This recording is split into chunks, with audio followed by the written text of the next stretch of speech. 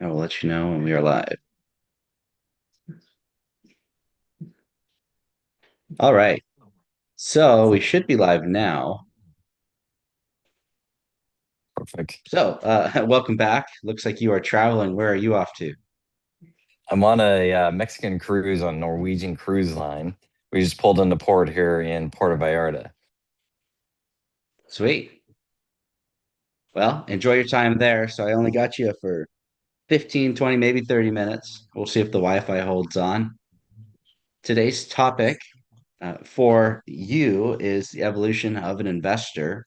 And for hmm those who haven't seen your content, where can they find you? The on YouTube it's at W2 to Freedom. On Instagram it's the same thing at W2 to Freedom. Sweet. Because you went from a W-2 to freedom. And in that process, you evolved as an investor, similar to how I did. We both made similar growth patterns and similar mistakes. Mhm. Let's talk about that. What are your thoughts if you could break it out into a few different stages? What are the different stages of an investor from starting to now being able to go on a cruise and do whatever you want? I think the first one, this is for everybody, it's a wannabe investor, meaning you're stuck somewhere in life. You have what you have, but you want something more. That was my wannabe phase. And then at that point you're like learning, educating, building your cash and everything to be able to become an investor. Then I got into the first time investor called rookie investor level. That's where I got my first house hack and started investing incrementally and out of state.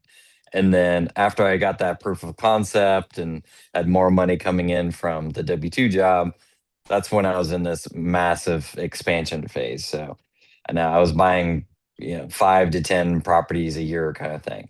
And so that was like mass expansion. Within that, to expand obviously requires a lot of time, effort, and money, and partnerships. Some of that's debt, some of that is equity. So then that was, probably 5 years I was in this mass expansion phase. Then as I left the W2 world, then it was shifting into more selective and strategic projects. And then now I'm in more what I'll call the pruning phase. And I'm really downsizing and trying to have my, what I call life by design, where I'm being able to spend my time more where I want to. So to do that, there's a lot of things that I've had to unwind that I had been building up. And a couple of these examples would be like partnerships. So, to grow fast, I was doing some debt partners and some equity partners. So 3 out of the 4 I ended up decreasing or ending those partnerships to simplify. So I only have one set of books, or I should say two, one partnership and then myself. But before I had 3 different incremental groups doing the books for the hunting for the properties, managing the bank accounts, managing the property managers, all that kind of stuff. Which, when you want to do the travel and live life by design, that becomes cumbersome. So the last like 2 years, I've been really pruning away uh, the the flock, if you will, to streamline everything down to where my motto has been less is more. So less partnerships, less properties, such that the properties I do have provide more free time for me.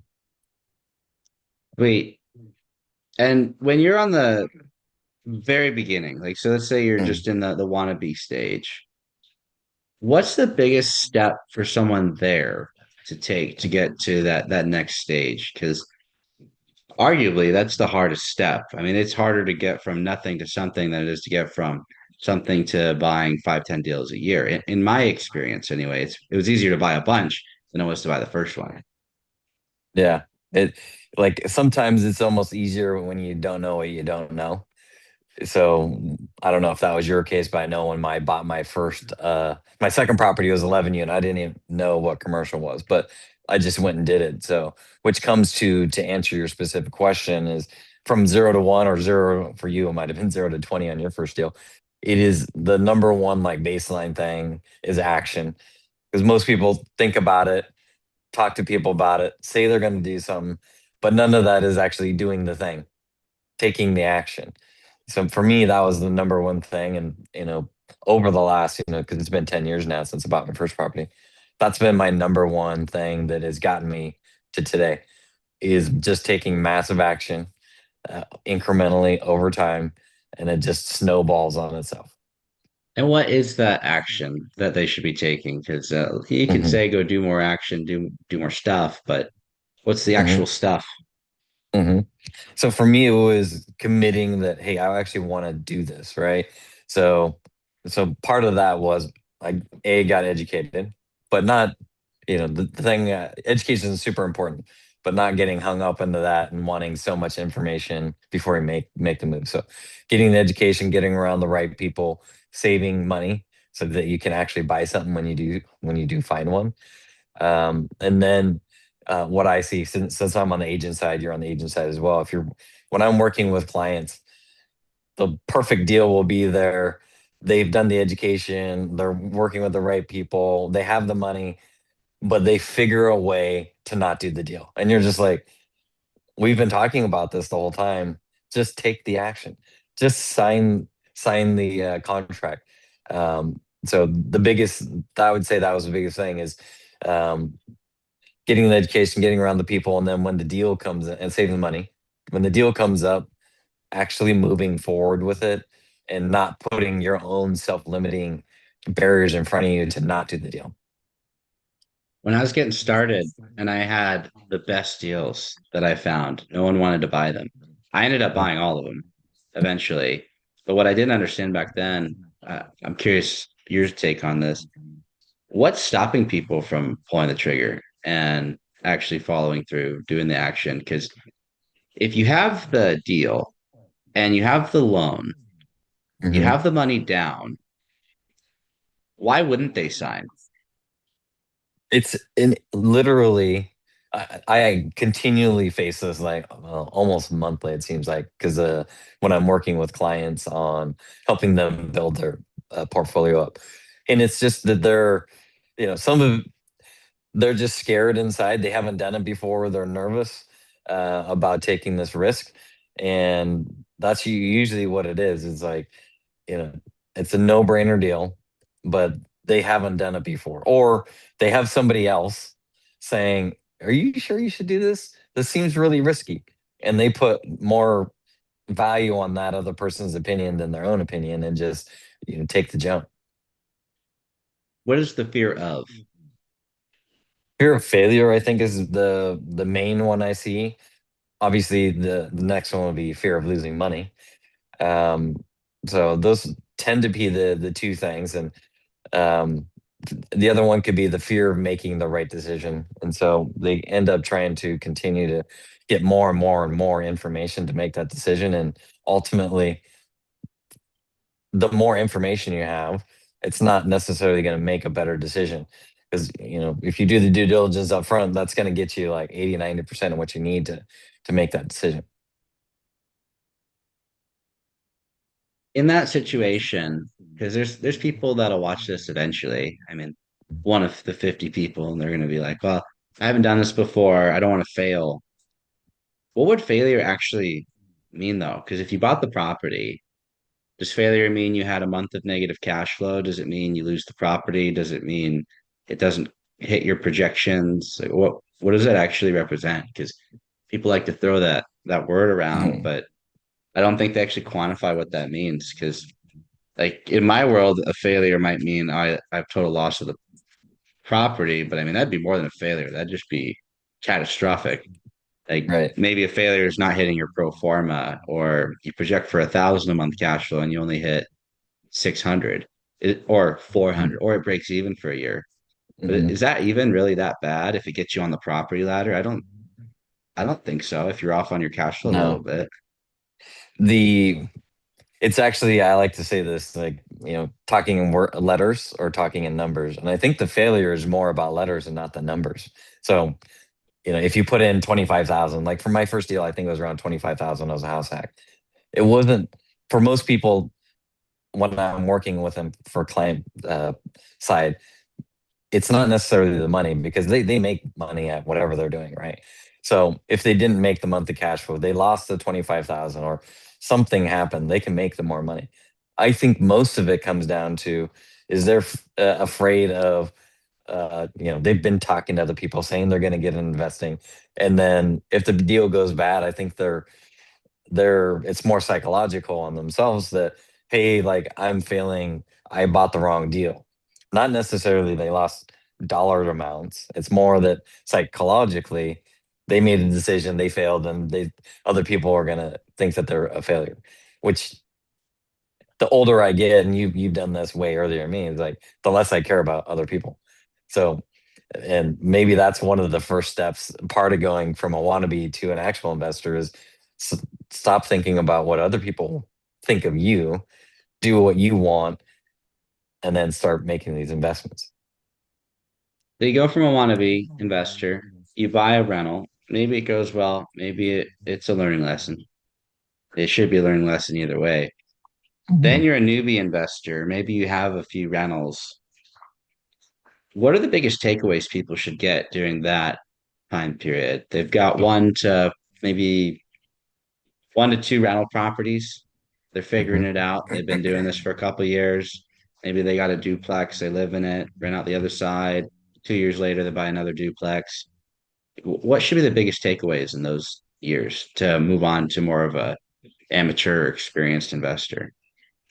The number one thing is proof of concept, meaning, after you get into, typically in the first one, it's a house hack. So you're a lot of times not necessarily cash flowing, you're just lowering your cost structure. As you get into, say, that second, third, that's your proof of concept. So you found the deal, you bought the deal, you've got, you're renting it or short-term renting, whatever that thing is, you're operating your plan, and then you're seeing the money come in, you're doing the bookkeeping, you're doing your taxes, you're seeing rent increases. That's the biggest thing, this proof of concept. Because once you see that, then it's like, if I just do this every year, every other year, whatever your cash flow cycle is, you then can see there is a light at the end of the tunnel. Because if let's just say I'm making this up, $500 for that first property you buy. Now, if you need $5,000, okay, I only need 10 properties. If that's one property a year or one property every other year, there's an end date that you can see. And typically it ends up compressing because you get smarter, you make more money, you can cash out refi, you get debt pay down, you get your appreciation on all that. And it may not even need that because maybe it's by the time you get your sixth property, the rent increases on the first two are Hmm. so big that you can walk away. Because 10 properties might seem daunting to someone. I don't know that Hmm. you need 10 properties. I don't know if Dion has 10 properties. I know he has over 10 rentals. I think he was at, gosh, was it eight? I think it's 8 and 18 or something like that. And he cash flows like crazy. I want to say it's like over 1,000 a unit. Yeah, he's last I heard it was like 21 grand a month, quarter Hmm. mil a year. Yeah. So Doesn't he's got to suck be for like, 8 properties. yeah, he's got to be at 1,200 ish a property, then 1,250 maybe. Yeah, he's doing really good. But that just comes from time in the business. So Hmm. as you graduate and more time passes, some of your beginner deals that might have felt like a mistake at the time, you only cash flowed a couple $100, or you got to house hack and live for free or close to Hmm. free or cheaper than rent, whatever it may be. Those deals with time can become massive winners. Have you had any Right. deals that are like that where you got into it and it's like, oh, this is all right, and it just starts ripping as time goes on? For me, like my best deal was actually my first deal. Could have been dumb luck, but the it I moved in, and obviously it lowered my cost structure. I think when I first moved in, I was paying like net 700 a month. But prior to that, I want to say I was like 2,000 a month in rent. So like perfect, lowered the cost structure. Then over time, as they started changing the bottom unit from, it was a duplex, bottom unit from a long term to a short term, then COVID, then I switched it to a medium term. Then I started renting the parking lot. I mean, that one property, in the peak of the summer, I'll make over 5,000 a month on one. And the end game is I can build, and today I can do at least 8 more houses on the lot. So, that has massive upside to it. And just time holding these properties, specifically that one, just improves the returns on this property. It's just massive. Um, I would say, I'm on the more riskier side, and I think you're the same way. Where I there's been other deals where I bet on myself, where it's like, man, if this thing is basically break even today, like I know it with a very little down. I've done deals where it's literally zero down, where every month the out of pocket's negative, but my debt pay down is the same. So effectively, my net worth is zero, and I zero down, and net worth is zero. I'm like, but if I just can control more and more of these assets over time, I'm okay with it. That was in my rapid growth phase. Now, as we're talking about evolution, I'm less, apt to take those ones unless I can actually cash flow out of the gate. What ends up happening if you do a bunch of high risk on or high lever, you can Hmm. use the same definition on some of these. If everything's going well, everything's going well. But you can have a couple issues happen at the same time.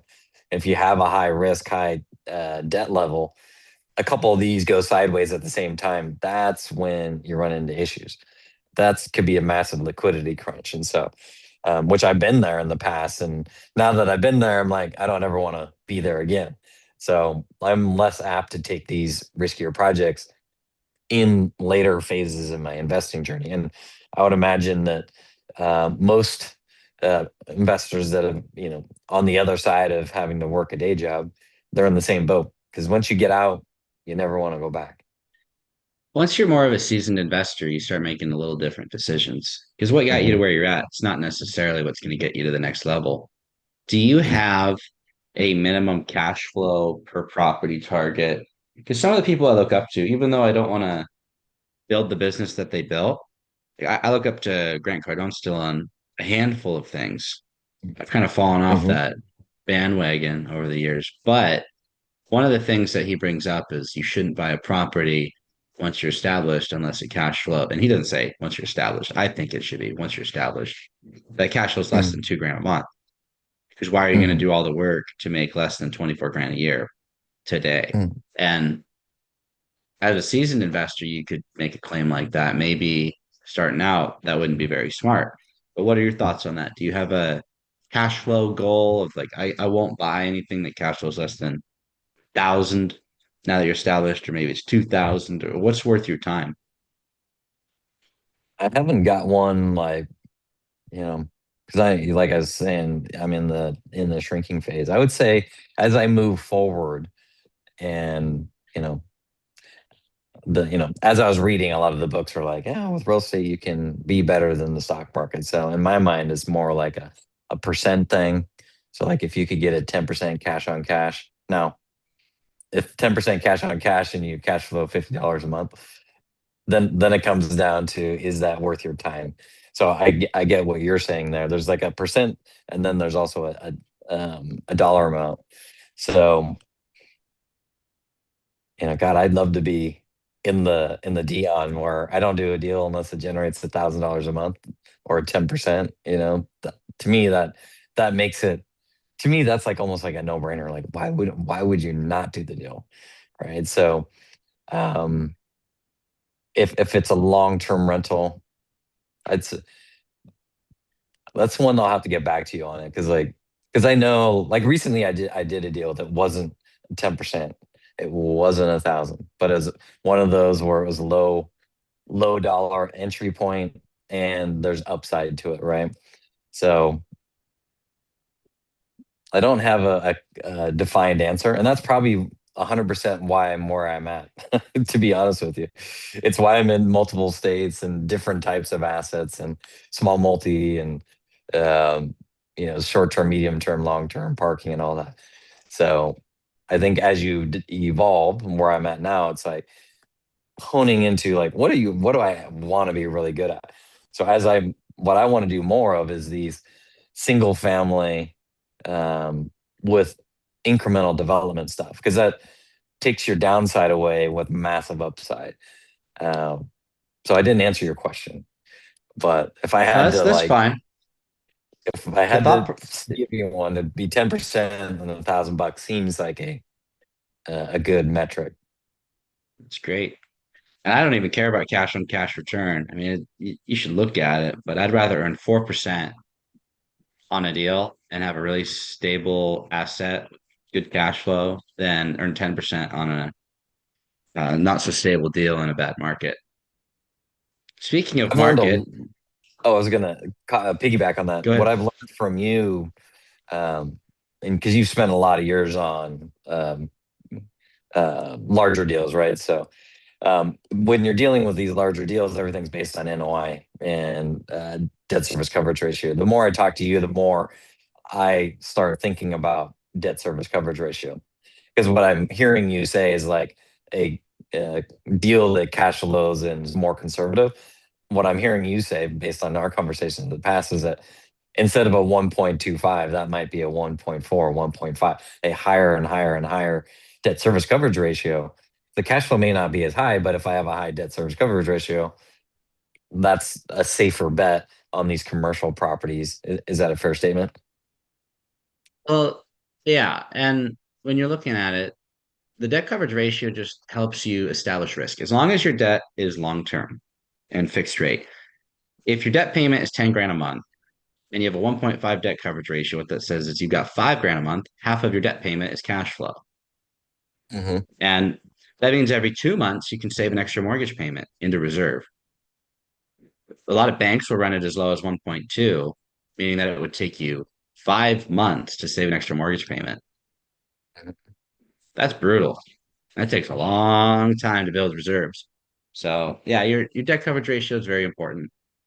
And on really small deals, even more so than your debt coverage ratio, you still want to have a certain cash flow number because if your debt payment is 1,000 and your NOI is 1,500, you cash flow 500, you got a 1.5 debt coverage ratio, but $500 of cash flow can still get eaten up, as you and I both know, very Whether it's quickly. that property or another property, right? So Oh yeah, yeah.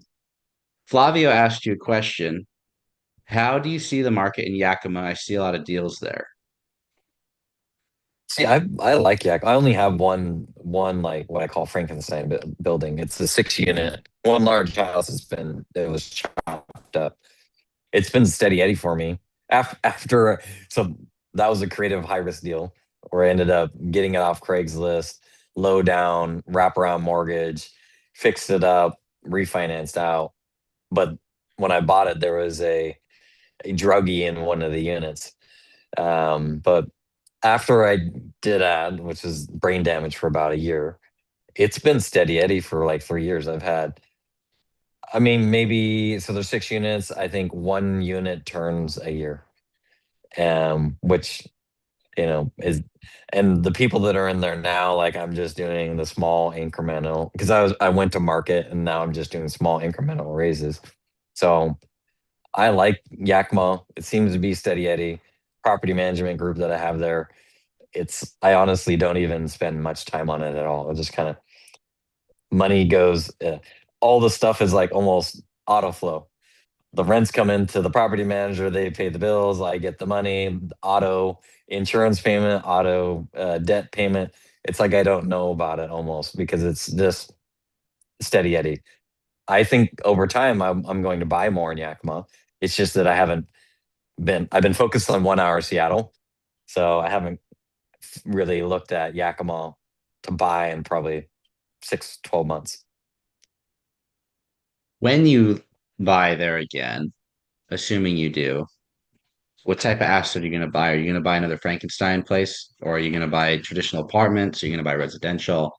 The reason I'm asking is Flavio is based out of that area. He's not in Yakima specifically, and I guess since he did put it in the chat, I can say it because he puts it in the chat every week. I didn't want to like put him on blast, but Grandview is pretty close to Sunnyside, close to Mhm. Yakima, so all those areas.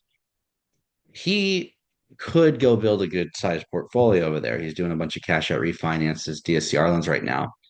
Mhm. If you were in his shoes, let's say you have a few hundred grand liquid that you're pulling out of assets, what would you be looking at in that area? In that area, I'd be doing multifamily. I like it out there and there's actually quite a few. My brother lives over there, so I'm going over to see the nieces and nephew, usually like at least every other month. And there's a bunch of these small mobile home parks over there. I'm like, man, and you can tell that they haven't been updated for like 20 years, man.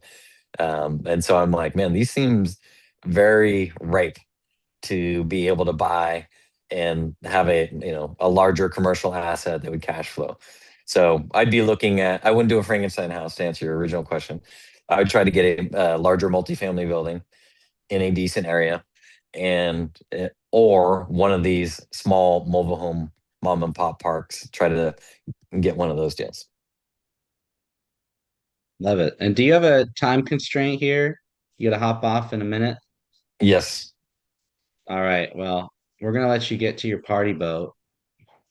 Enjoy your time. We're gonna keep doing this every week. Yeah. Yes, sir. Every Wednesday. Next Wednesday, I'll be in Breckenridge. So I'll have to double check, make sure that I can get the call in before we're heading back to the airport next Wednesday. So, but looking forward to having these every Wednesday, man. Appreciate the time. All righty.